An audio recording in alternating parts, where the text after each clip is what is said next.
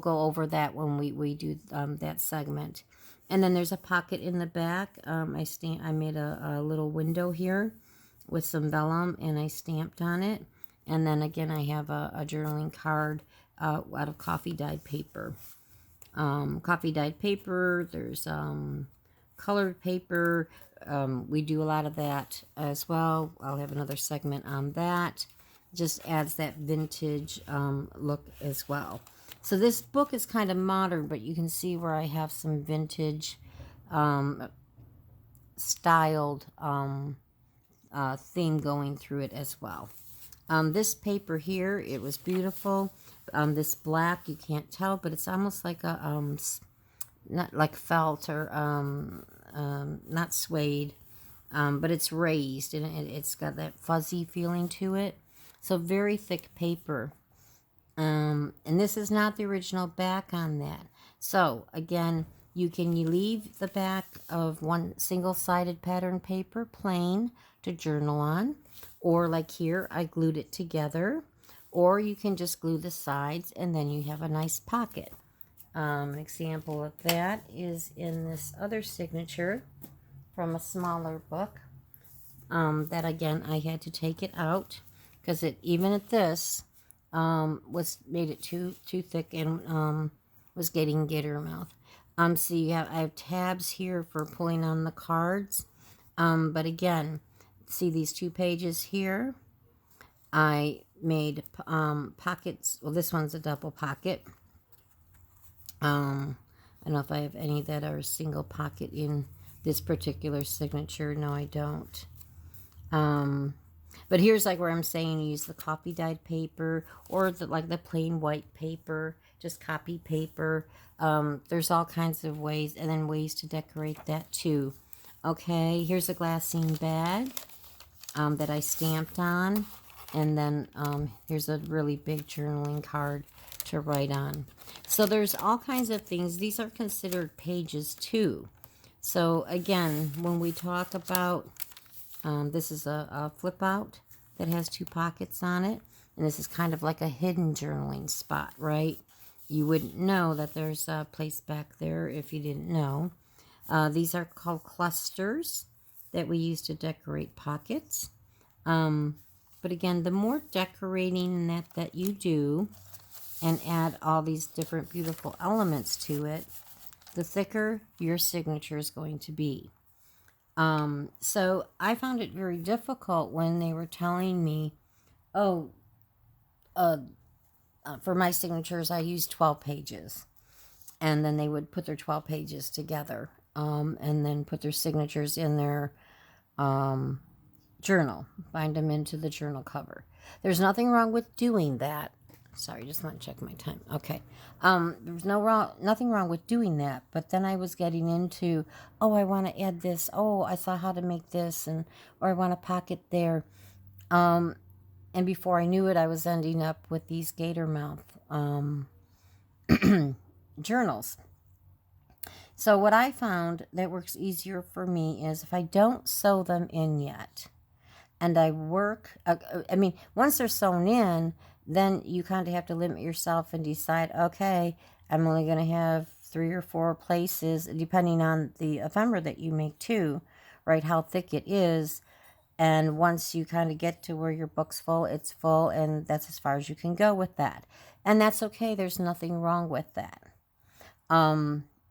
But for me, I'd rather have then go down to 2 signatures rather than 3, say, and add more of those ephemera pieces in there, the interactive pieces that make it kind of fun and interesting and want me to go and do work in my journal. You can also draw on your journal on the pages. Again, there's no hard set rules. Okay, you have the freedom to do whatever you want with your journals when you make them.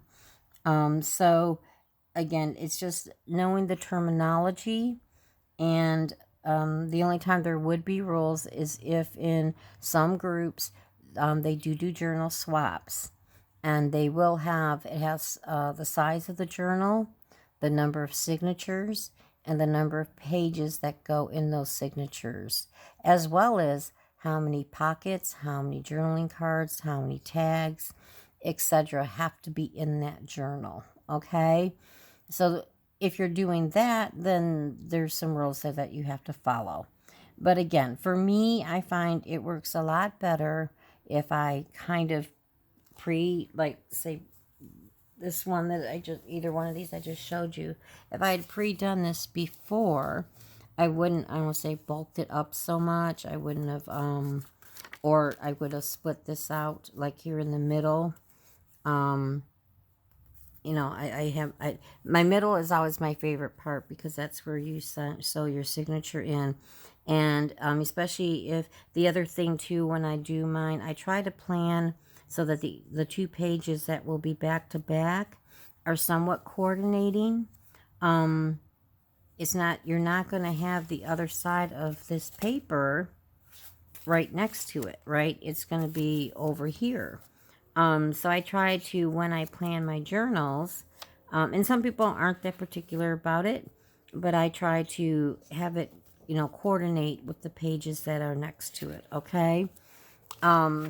So that's pretty much it for right now that I want to go into what a signature is, and just a couple of the things that I mentioned about we have to trim up the sides. So then we do know that they're, of course, like on this one, when I did a fabric ruffle on it, you can see that the pages aren't all lined up. And that's okay. I don't mind that. And some can be shorter, for sure. That's totally okay. And it also adds character to the book. Just like I said, if you have half pieces of paper, or you're using a bag or an envelope and things of that nature in there to add character and elements of interest. What you just don't want to have it where, like on this one, I wanted it to be all a clean edge. So before you start adding your pockets and all of that, you want to trim that up and make sure it's all even. Okay? So we'll get more into building the signatures in our next segment, but I just wanted to do first, what is a signature for those that are especially new to junk journaling. It really is, I don't say become a junk journaling junkie. It's very addictive. It's a lot of fun. It gives you so much freedom to even artistically be creative. But again, also, don't be intimidated. It can be as you build your skills up. They don't have to be elaborate. They're not meant to be elaborate. It's about using junk, and probably what you saw was like, none of that's junk. Yeah, would I make my, not all of my journals are made with an old book cover. I used cardboard, like cracker boxes, and my dog bone biscuit, his milk bone boxes make great, because they're a little bit thicker. Cereal boxes, the Amazon, or any mail that you get with the packagings, the bubble wrap envelopes. Those are great soft cover journals, which is what I'll be doing with that one signature, and making a one signature journal with that. So it's just endless. The possibilities are endless. But don't let that intimidate you. It's actually a luxury, because then, especially when you're first starting out and you're learning, you'll get down the basics. And that's what I'm here to do through these tutorials in these series, is give you the basics for that. And then once you have that, then the tutorials will start building and building and building. Okay?